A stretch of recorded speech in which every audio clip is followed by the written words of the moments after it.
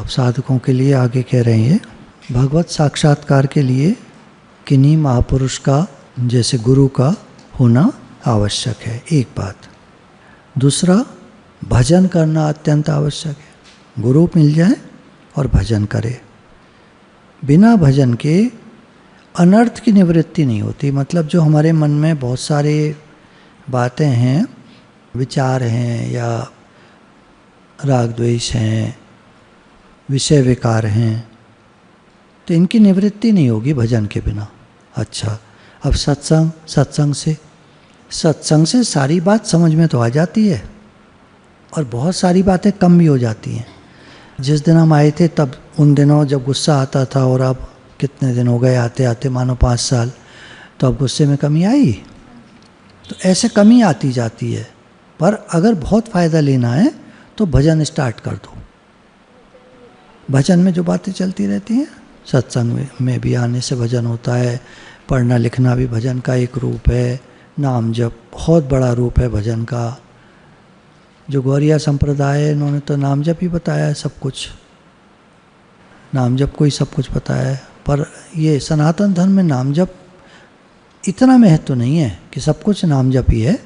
पर जैसे पूजा पाठ, धर्म के काम, इसमें सबके हित के लिए जीना, यज्ञार्थ जीवन, जैसे गीता में अगर हम देखें तो नाम जप भी एक पार्ट है भजन का। बहुत सारी बातें भगवान ने कही हैं। कर्मयोग का आचरण, समता ही योग है, और इसी से भजन मतलब हो रहा है एक तरह से। जब समता में हम लगे हैं तो भजन हो रहा है। भगवान ने कहा कर्म कर, मेरा स्मरण कर, तो स्मरण एक भजन है। स्मरण कैसे कर? तो स्मरण में भगवान ने नवदा भक्ति, अनेक प्रकार, किसी प्रकार से भक्ति करो भगवान की। जैसे दास्य भाव, मीरा का दास्य भाव था, श्याम मने चाकर राखो जी, ये दास्य भाव हो गया। सब जैसा भाव हमको लगता है, जैसे बात चल रही थी कल परसों सत्संग में, उनको पिता मान लो, हे नाथ आप मेरे हैं।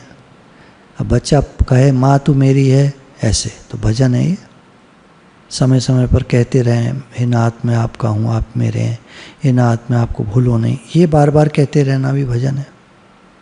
नाम जब भजन हो गया, भगवान की याद कैसे भी आवे भजन हो गया। भगवान से बात करना, भगवान से प्रेम।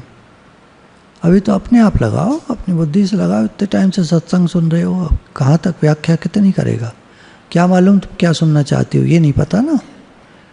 क्योंकि 20 बातों से भजन होता है, सब बातों से भजन होता है। जिस बात में भगवान हो भजन हो गया। सत्संग में भजन होता है। मन ही कल्पना करता है, मन ही देखता है, मन ही छूता है, मन ही सेवा करता है, मन ही बात करता है, मन ही सुनता है, मन ही समीपता का अनुभव करता है, और मन ही वियोग विरह की कल्पना करता है। ये कल्पना राज्य है। सब कुछ कल्पना करनी पड़ती है, मानो ऐसा हो रहा है। तो इनका तात्पर्य, मानो इसको हम ऐसे लेते हैं कि भगवान की मानसी पूजा, तो कल्पना में भगवान को देखना। कल्पना में भगवान को देखना मतलब भगवान के नित्य लीला का चिंतन, वो मन से ही तो होगा। तो ये सब भजन के तरीके हैं।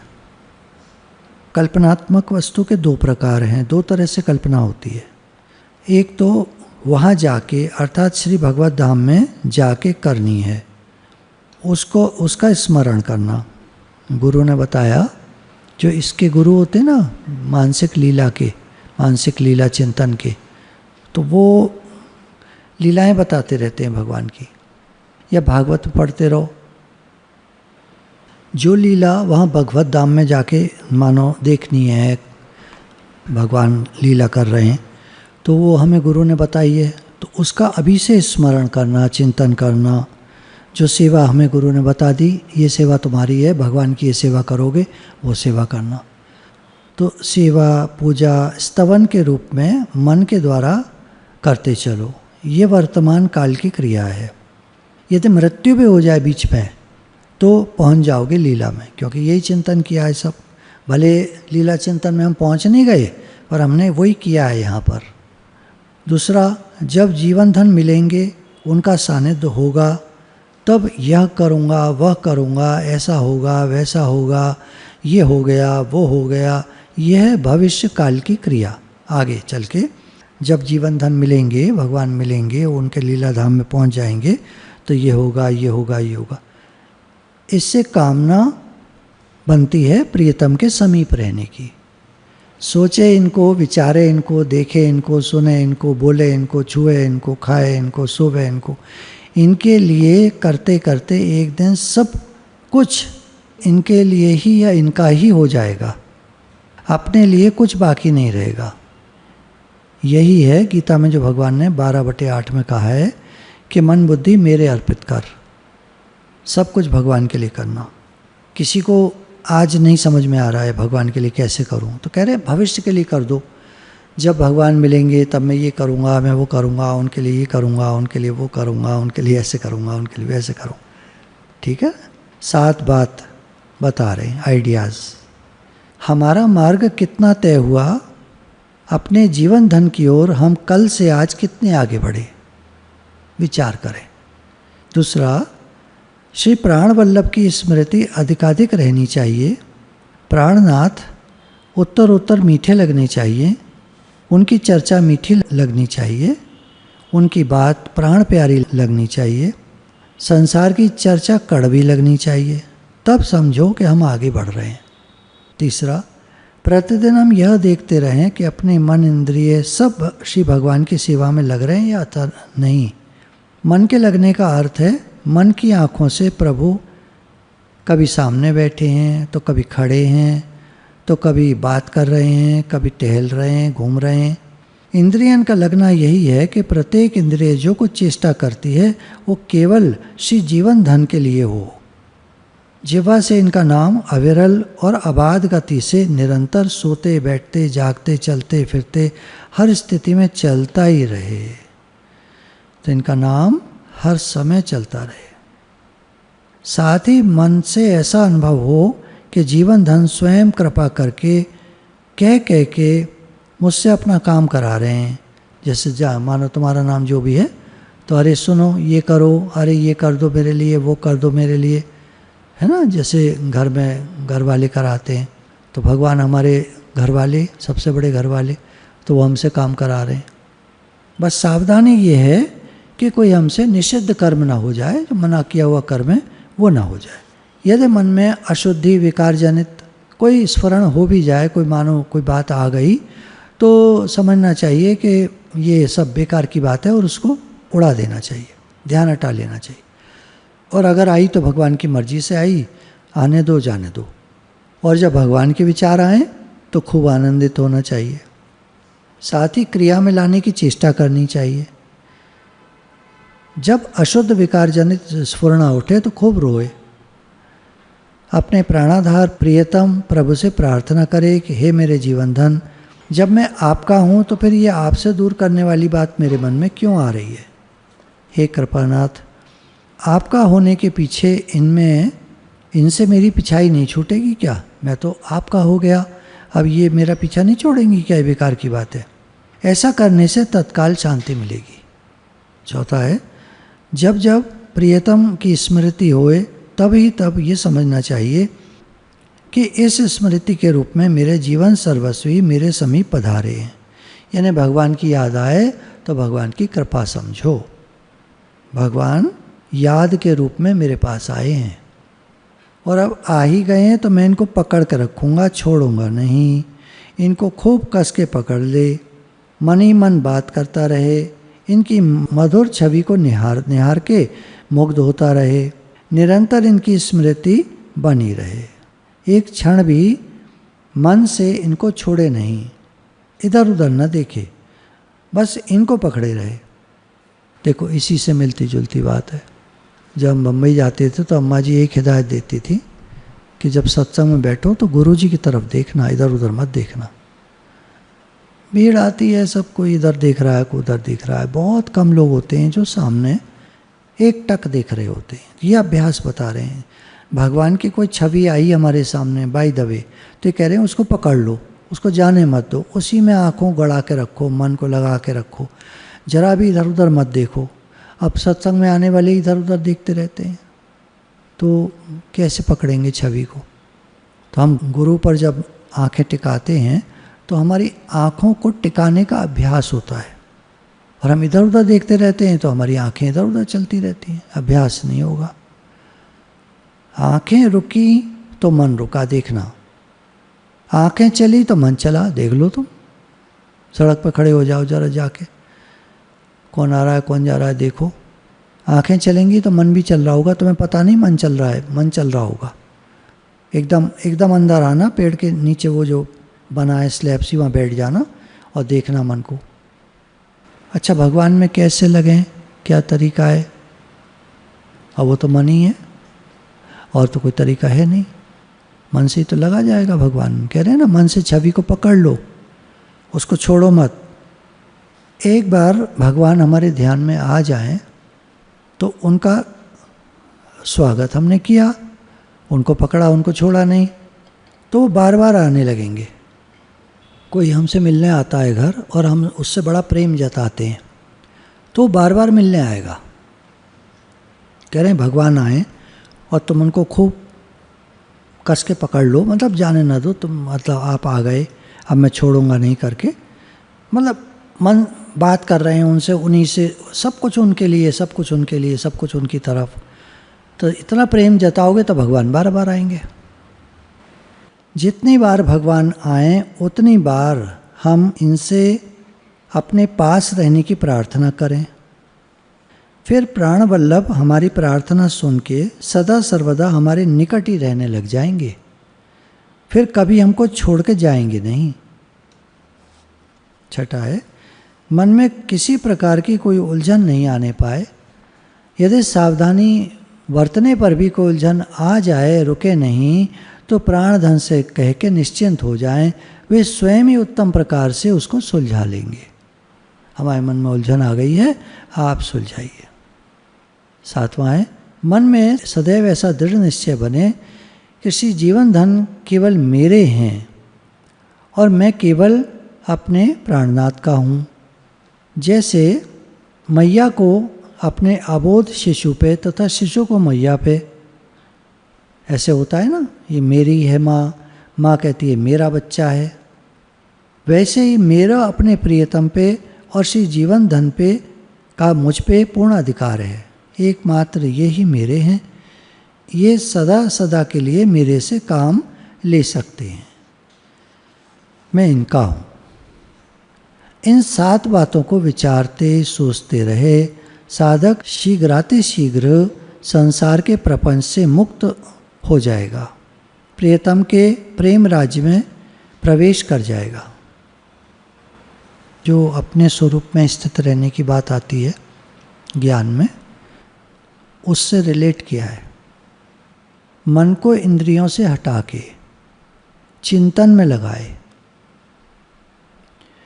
विचारों के वेग को रोके, विचार के उद्गम स्थान को खोजे, ये कहाँ से उठ रहे, ढूंढे तो ऐसे पाएगा कि जब वो ढूंढता है उद्गम स्थान कहाँ से उठ रहे हैं ये विचार, कहाँ से उठ रहे हैं, खोजते खोजते वो नथिंग पे पहुंच जाएगा, कहीं से नहीं उठ रहे। विचारों का अस्तित्व ही नहीं है, वो तो केवल एक कल्पना मात्र, तरंगे मात्र हैं। जैसे रेडियो में आवाज़ आ रही है, खोजो कहाँ से आ रही है, उसकी जड़ में चले जाओ, रेडियो में खोल खाल दो सब, स्पीकर अलग करते ही सब आवाज़ बंद, सब खत्म। तो स्पीकर में से आ रही थी, स्पीकर में कहाँ से आ रही थी, वो तार को खोजो, तो खोजते खोजते एक एंटेना मिलेगा, ख़त्म कहानी। अब पता नहीं कहाँ से आ रही है आवाज़। उदाहरण है, ये नहीं कि वो बैठ जाएगा फिट समझने के लिए। ऐसे हमारे में कहाँ से आ रही हैं ये विचार, विचार कहाँ से आ रहे हैं, खोजना करोगे तो कोई नहीं, कुछ नहीं मिलेगा। बस जैसे ही ये पता चल गया कि मन नाम की कोई चीज़ नहीं है, मैं ही हूँ, बस भगवत तत्व का बोध हो गया।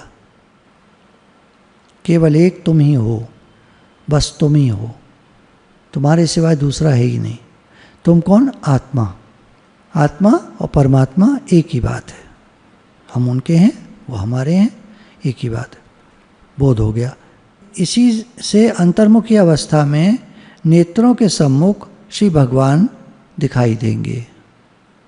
यही अंतर्मुखी अवस्था में जब खोजना करके रुकेगा तो देखेगा, इन्होंने अपनी बात कही है कि वहाँ भगवान दिखाई देंगे। बस यही भाव बना रहे, इसी प्रकाश में रहे। हमारी आत्मा में ही परमात्मा का निवास है और सबके हृदय में वही बसा हुआ है। बाहर खोजने की अपेक्षा पहले अपने भीतर खोजना चाहिए, अर्थात अपने अंतःकरण को देखे, वहीं प्रभु को अनुभव करे। शांति, आनंद, सौहार्द, स्वास्थ्य आदि सबरी वस्तु अपने में ही विद्यमान है। अपने अंतःकरण में ही श्री भगवान विराजमान है। इसका विश्वास रखे, वो हमारा भला करेंगे, इस पर निर्भर रहे, बाहरी विचारों से निवृत्त हो जाए। जो अंतर्मुखी हैं और आत्मा में स्थित हैं, यथार्थ में वे ही संत हैं। भले ही वो ग्रस्त में हों, कहीं भी हों, लिखा है साफ इन्होंने, भले ही वो ग्रस्त में क्यों ना हो। जो मन इंद्रियों के साथ घूमता है वो तो साधु दिखता हो पर है पामर ही, पामर अज्ञानी। तटस्थ होकर देखे, संसार को नाटक समझे और संसार की ओर बिना आसक्ति के देखे, आसक्ति न करे। तटस्थ रह के संसार को नाटक समझे और बिना आसक्ति के इसे देखे, तब वह दिव्य आनंद की वर्षा अपने ऊपर चारों ओर से होती दिखाई देगी। यही है सर्वोत्तम ज्ञान, इसका अनुभव करे। अब भक्ति से ऐसा देखो कि सामने प्राण प्रियतम खड़े हैं। पैरों के नाखून से सिर तक कैसी अपूर्व शोभा है। श्री मुखारविंद, हस्त कमल और पाद पद्म का तो कहना ही क्या। भगवान के सब अंगों का सौंदर्य ऐसा अपूर्व है कि जहाँ भी एक बार दृष्टि पड़ जाए वहीं अटकी रह जाए। देखो, ज्ञान में हम देख रहे थे सेल्फ में, अपने भीतर सेल्फ में। संसार नाटकवत है ऐसे करके छोड़ दिया, आसक्ति रहित होकर के, और स्वयं में स्थित हो गए। यहाँ पर हमारा ध्यान चला गया भगवान की तरफ, उनकी आकृति की तरफ, और उसी में अटक गया ध्यान। नवीन जलधार के समान श्यामगत पे पीतांबर की अद्भुत शोभा, मानो श्याम घन बिजली से ओतप्रोत हैं। माथे पर रतन जटित मुकुट, जिस पर मोरपंख लगा है। उन्नत ललाट पे मैया ने कितना सुंदर श्रृंगार किया है। फिर धनुषाकार भ्रकुटी की शोभा, आकर्ण विस्तृत कमल दल के समान विशाल सुंदर मनोहर नयन आँखें, शांत गंभीर नील समुद्र जैसे सुंदर कपोल। फिर दोनों कान में शंख के सदृश घुमावदार मकराकृत दिव्य कुंडल की दिव्य छटा, दिव्य कपोल पर देदीप्यमान है।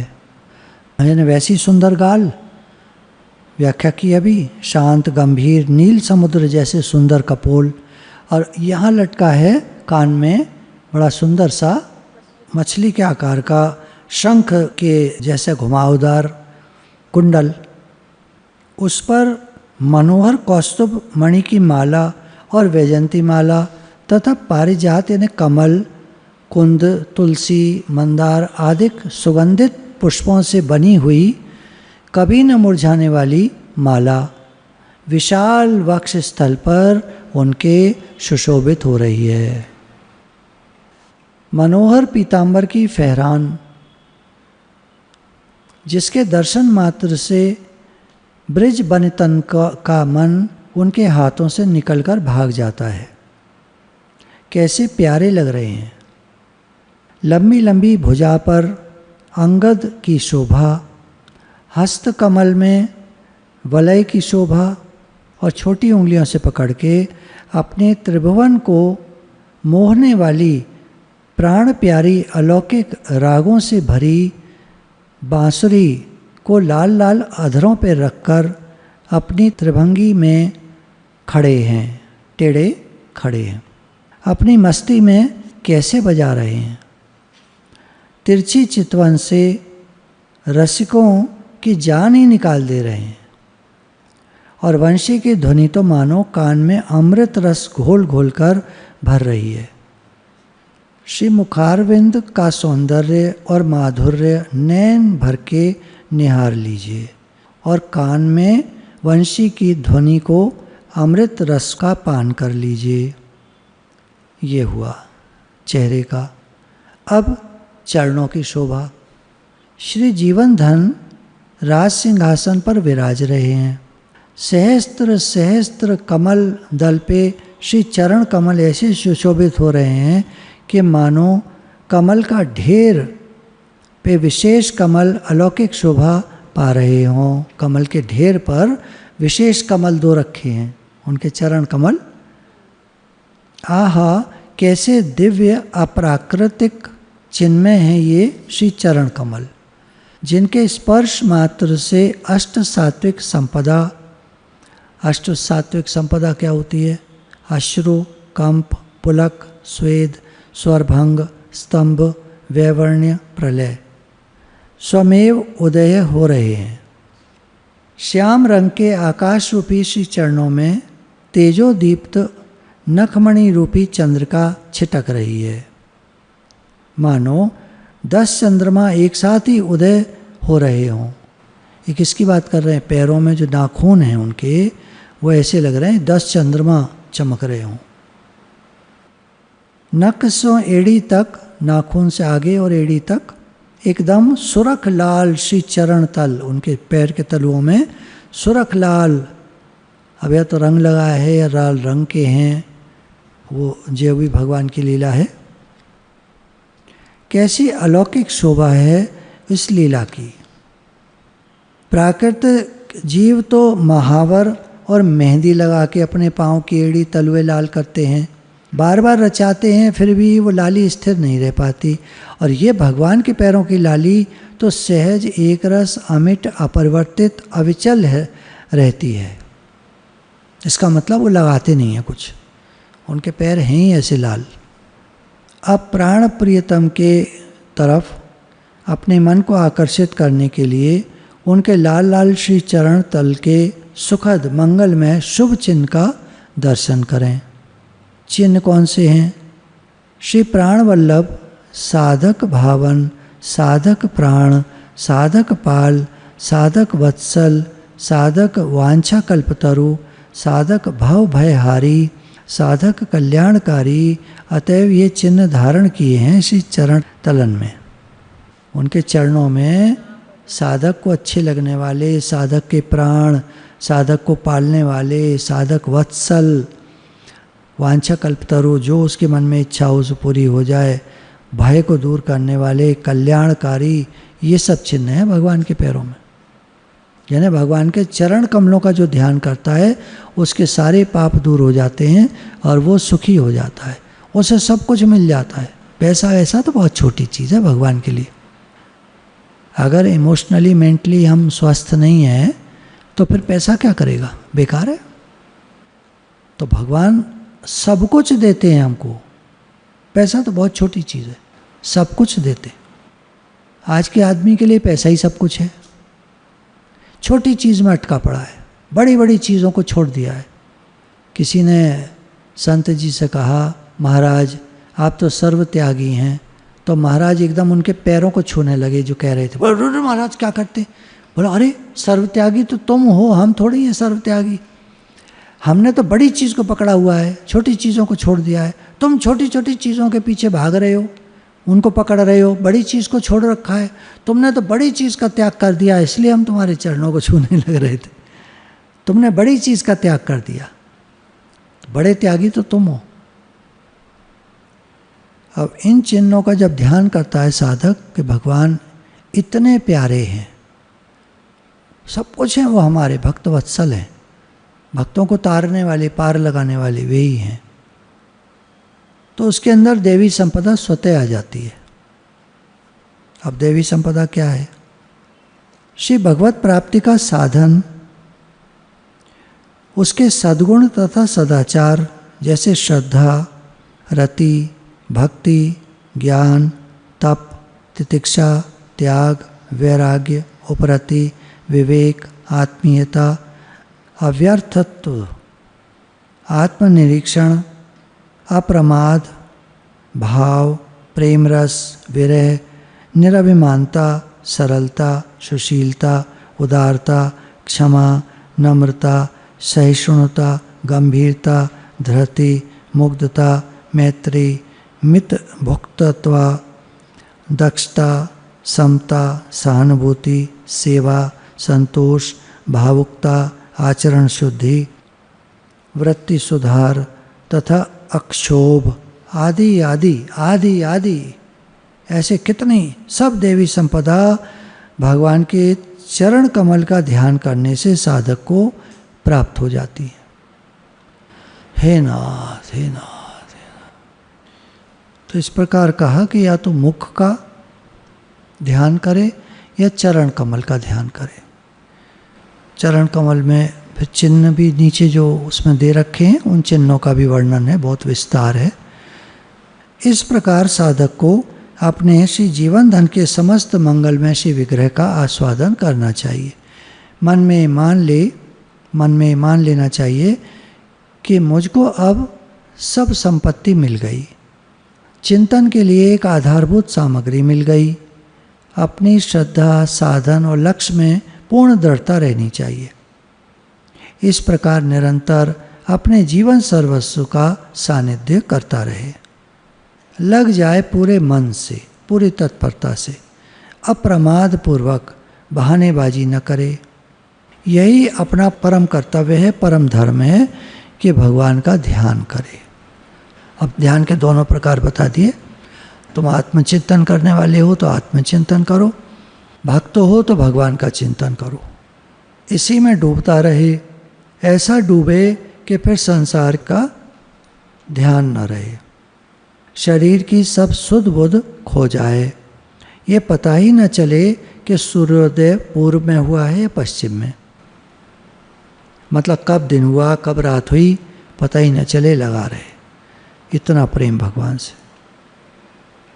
इस प्रकार डूबते डूबते ऐसा डूब जाए कि अंत में अपने प्राण धन की नित्य सेवा में पहुंच जाए।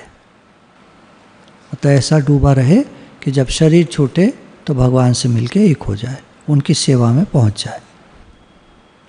क्योंकि अध्यात्म की समस्त उपलब्धि कृपा साध ही मानी जाती है, परंतु फिर भी ऐसा मान के अपने कर्तव्य पालन में, अपने लगने में, करने में किंचित भी कमी न छोड़े। सब कुछ कृपा पर निर्भर है, लेकिन ऐसा सोच के कोई बैठ जाए तो भगवान कृपा करेंगे? तो हमको तो अपना कर्म करना ही पड़ेगा, अपनी भक्ति करनी पड़ेगी, फिर भगवान कृपा करेंगे जब देखेंगे कि अपना लगा हुआ है पूरी तरह से, पूरी तत्परता से, पूरे सत्यता से, पूरी लगन से करते हुए मन में अवलंबन रखे कृपा का ही। भगवान आप कृपा करोगे तो होगा, मैं तो लगा हुआ हूँ, मैं तो आपके ध्यान में लगा हुआ हूँ। गुरु भगवान के शुक्र।